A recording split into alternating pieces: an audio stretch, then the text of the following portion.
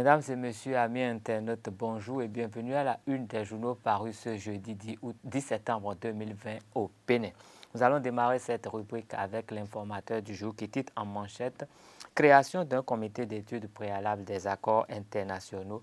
Talon prévient les contradictions avec les lois internes ».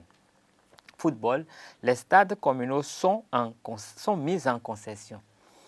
Assainissement des berges lagunaires de Cotonou, les travaux conformatifs entamés. Fonds d'appui à la promotion audiovisuelle, les membres du conseil d'administration désignés. FADEC COVID-19, voici la répartition des fonds par commune. Le journal École fait par les étudiants en journalisme de l'École supérieure d'administration d'économie, de journalisme et des métiers de l'audiovisuel ESAE, titre « Insalubrité à Cotonou, des caniveaux polluent l'air à Gbedjro-Mende ». L'événement précis du jour. Appréciation de la gouvernance du Bénin. Le système des Nations Unies loue le travail de Talon.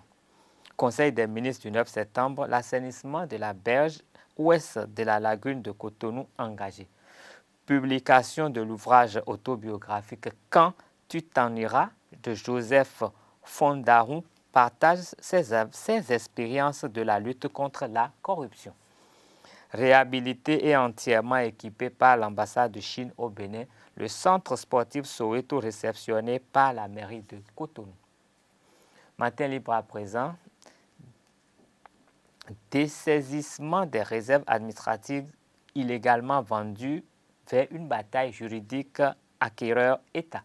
Argument technique du consultant Daouda Moussé.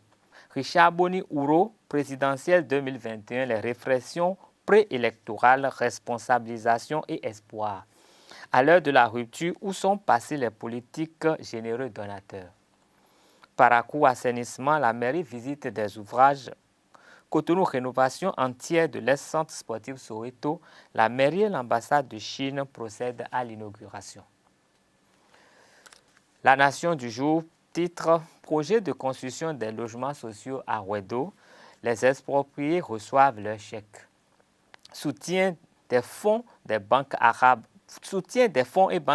au développement du Bénin, 302 milliards injectés dans les infrastructures routières. Chronique de Roger Gbeyonvi, vous avez dit parrainage politique s'interroge. Lutte contre la COVID-19, un appui financier du gouvernement au Parlement béninois. Le matinal à présent, liste électorale pour la présidentielle 2021, les travaux d'actualisation achevés, l'affichage démarre le 17 septembre prochain. Wedo, l'État dédommage les populations riveraines affectées par la construction des logements sociaux. Dans Tokwa, un coup d'accélérateur à la transformation de la berge lagunaire. Infrastructure sportive, l'État opte pour la concession des stades au club.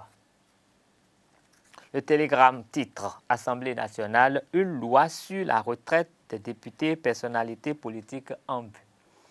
Conseil des ministres du 9 septembre 2020, le gouvernement met en concession le stade René Pleven et les autres stades communaux. Sport, la réaction de Patrice Talon sur le programme des sociétés sportives.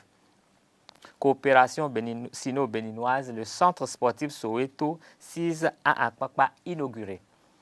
Admission au baccalauréat session de juillet 2020, l'administration pénitentiaire libère les détenus admis.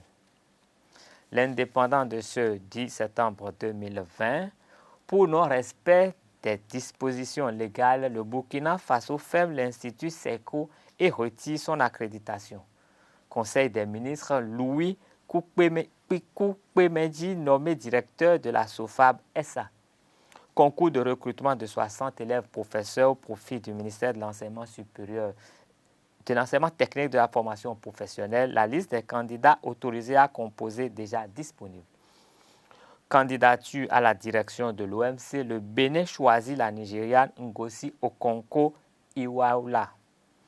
Le Béninois a libéré pour mettre un thème à cette rubrique. FADEC COVID-19 en soutien aux collectivités locales, le montant alloué à chaque commune. Football, gestion des stades au Bénin, la rupture opte pour la concession. Assainissement de la berge lagunaire ouest de Cotonou, le lac Nokoué bientôt comme la Seine à Paris. promotion et protection des droits de l'enfant au Bénin, Toyin Fodé implore l'indulgence des députés. Ce sera tout pour la une des journaux parus ce 10 septembre 2020 au Bénin. Les journaux sont disponibles en ligne et dans les kiosques au prix de 300 francs.